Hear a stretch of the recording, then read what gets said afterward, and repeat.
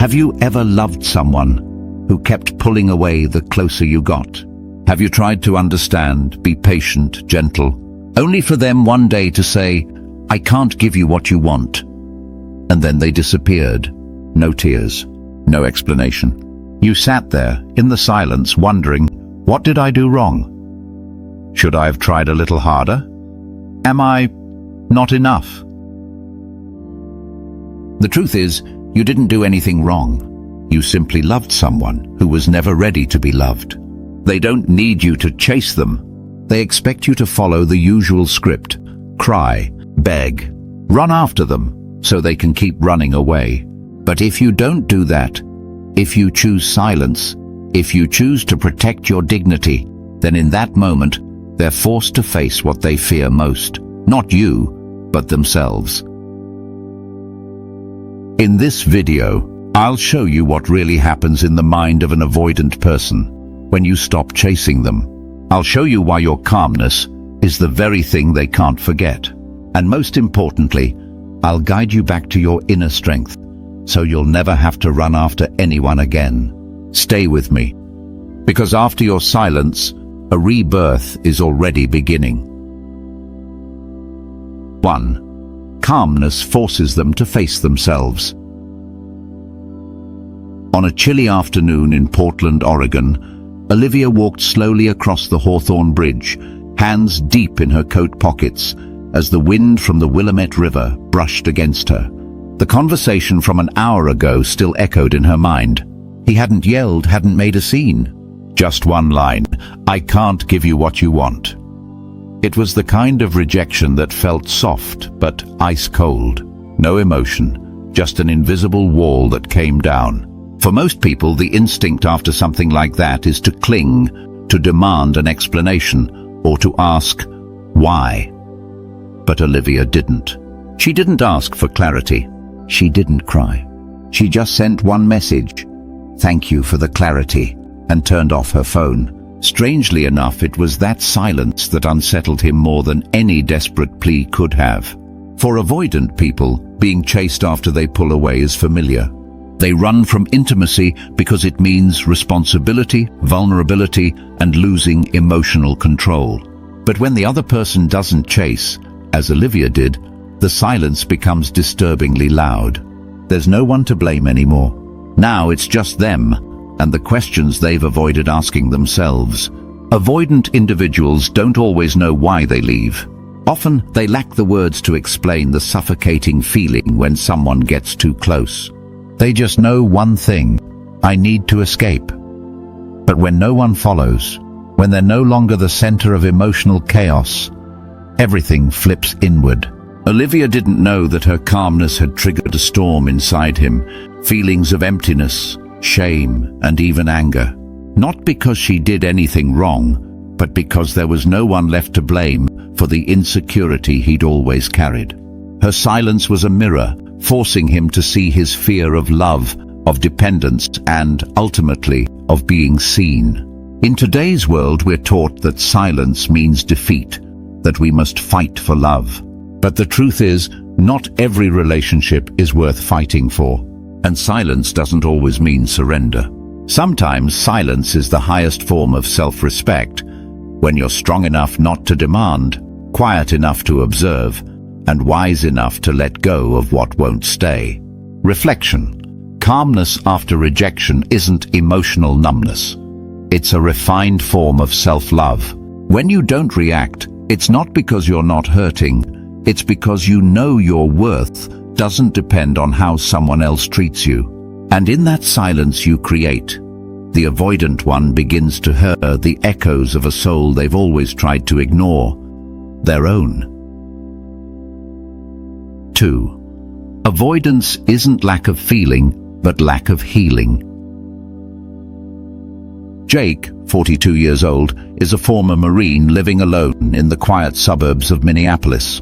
Each morning he walks with his old dog Max, while frost still clings to the rooftops and the world is still hushed. From the outside, Jake seems composed and reserved, keeping distance from people, especially in matters of love. But deep down he carries memories that have never been explained. At 34, He loved a woman named Melissa, a high school teacher, gentle, a good listener, and someone who loved him with remarkable patience.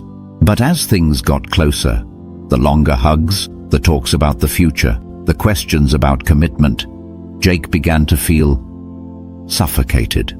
He didn't know why, just that a deep, wordless fear began to sound inside him, like a silent alarm that said, "Get out now." He left her without real explanation. "I need time," was all he said. But Melissa didn't chase him. She didn't send angry texts or try to heal him. She simply replied, "I understand, and I respect your decision." That was when the emptiness set in. He wasn't being pursued. No one was asking him to come back. There was just silence. And in that silence, the walls he'd built over the years began to crack. Avoidant people aren't emotionless. They're often frozen by old wounds, disappointment in childhood, unspoken grief, and past pain they never learned how to name or heal. They don't know how to love without fear. They don't know how to be close without feeling like they're losing themselves. When you don't chase them after rejection, it doesn't mean you don't care. On the contrary, it shows maturity. You're not trying to fix them because you understand that healing is a personal responsibility. Reflection. You're not obligated to save someone from their wounds, especially when they're not ready to face them. True love doesn't mean staying to bleed beside someone. It means walking away when you see they're still running from themselves. Because sometimes distance isn't the end. It's the beginning of someone finally confronting the very parts of themselves they've always avoided. 3. Personal growth is the noblest response. San Antonio, Texas. The July sun poured down on a small mechanic shop in the southern part of the city, where Marco, a 40-year-old man in an old t-shirt and oil-stained jeans, was fixing the engine of a regular customer's pickup truck. Just a few months ago, Marco had hit rock bottom. The woman he had loved for 3 years suddenly broke up with him. Not because he did anything wrong. She simply said, "I'm not sure I feel anything anymore." At first, Marco didn't understand. No one had ever taught him how to handle emotional ambiguity. There were no fights, no shouting, just an absence of her gaze, of once warm messages, and finally, of her entire presence. In the past, Marco might have tried to prove he was enough. He would have done anything to win someone back, with explanations, surprise gifts, even by changing himself. But this time was different. He didn't react, no letters, no late-night texts. Instead, he woke up earlier, started eating healthier, enrolled in an advanced welding class, and in the evenings, instead of staring at the empty space on his sofa, he taught himself how to play the guitar. 6 weeks later, a message arrived from her. "I didn't expect you to move on so quickly." Marco read it, then turned off the screen. Not because he no longer had feelings, but because he had realized something far greater, that healing yourself is something no one else can do for you. And sometimes not reacting is the most powerful answer. In relationships, people often think that suffering is proof of deep love. But in truth, growth after loss is a greater proof of self-respect. When you choose to rebuild your life, piece by piece, you're not just recovering. You're rising beyond the old cycles. You don't need revenge. You don't need to prove that you've improved. You just need to live fully, intentionally. And from that space, you'll naturally attract people who don't run away. People who want to build with you, not break you to feel in control. Reflection. True attractiveness doesn't come from making someone regret losing you. It comes from your ability to stand tall in the silence without falling apart, without losing yourself. When you grow for yourself, not to win anyone back, you've risen above emotional dependency. And from that point on, you only open your heart to those deep enough to stay and mature enough to walk beside you. 4. Rejection is a redirection, not a failure. Denver, Colorado. a city of distant mountains and early winter winds sweeping through foggy streets. In a 10th-floor apartment downtown lives Claire, a 36-year-old illustrator who once poured her entire heart into a relationship she believed was the one. But one day her boyfriend, a traveling photographer, said, "I think we're walking down different paths." That pain didn't strike like lightning. It crept in slowly, little by little, and for weeks afterward, Claire sat in her studio with a cold cup of coffee, asking herself, "What did I do wrong?" But the better question was, why do I feel wrong for loving wholeheartedly? So many people mistake rejection as proof that something is lacking within themselves, but sometimes it's simply misalignment, not in value, but in timing, or in emotional depth the other person isn't ready to enter. Claire stopped drawing for others. She started painting for herself, surreal artworks that captured emotional layers too deep for words.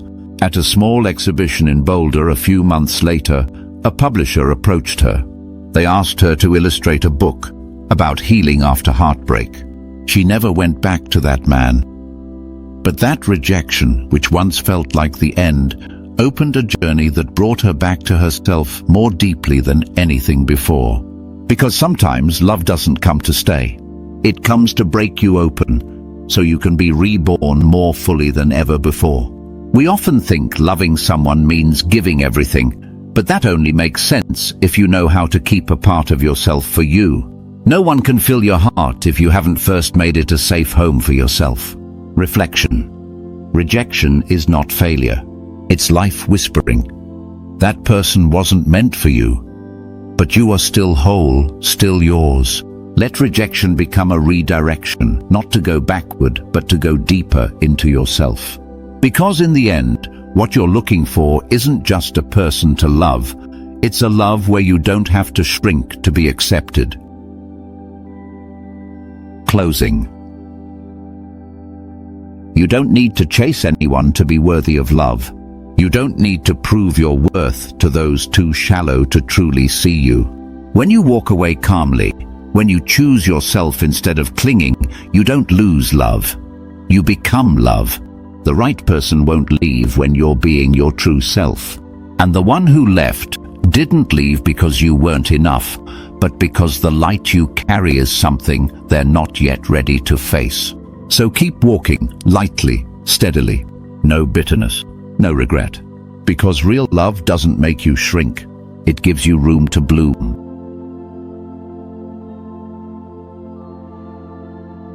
If this video made you stop and think, that's exactly why it was made. Share what this stirred up in you, because what you say might be exactly what someone else needs to hear. If you found value in these quiet truths, don't forget to hit like. And if you want to keep growing into a deeper kind of strength, not through muscles, but through meaning, make sure you subscribe.